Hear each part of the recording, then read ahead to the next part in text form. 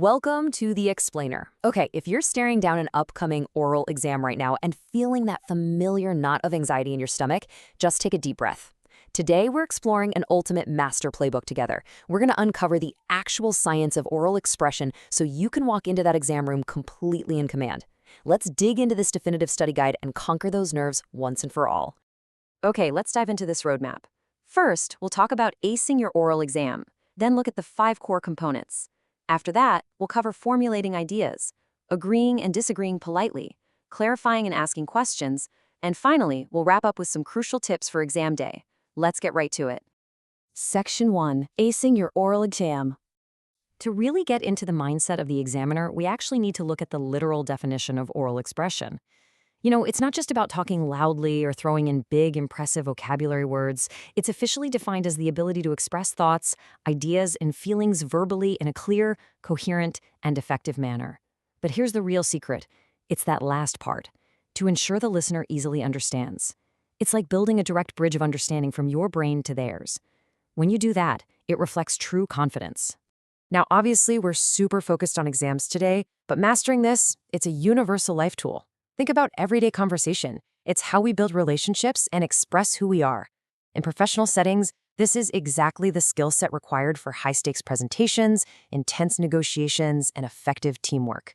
And of course, in academic contexts, it is your absolute secret weapon for thriving in class discussions and crushing those oral exams.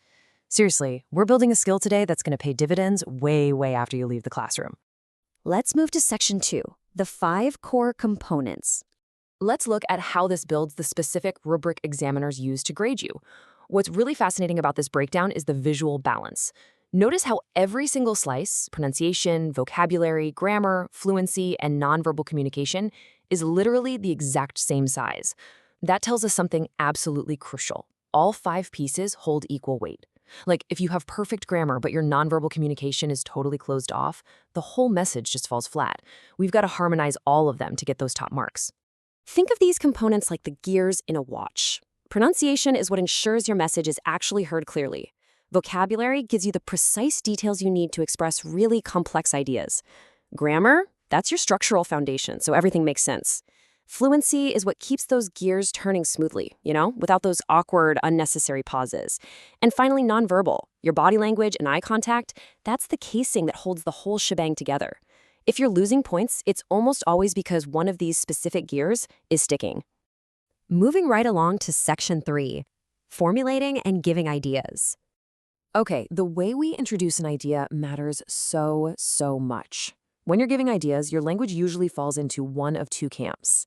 If you're taking a firm, personal stance, lean on clear, direct phrases like, "I think that," or "in my opinion."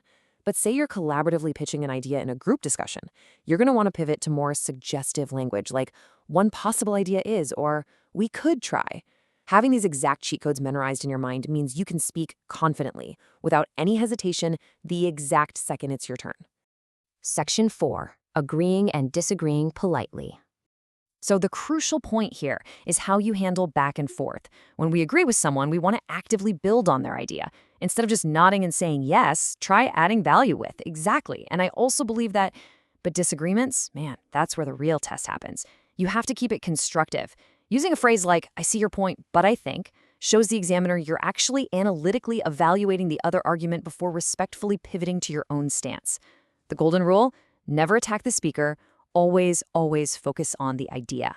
And this right here, this is the gold standard. I understand what you mean, though I have a different view. Literally, this is the ultimate go-to script we've uncovered for safely disagreeing in an exam setting.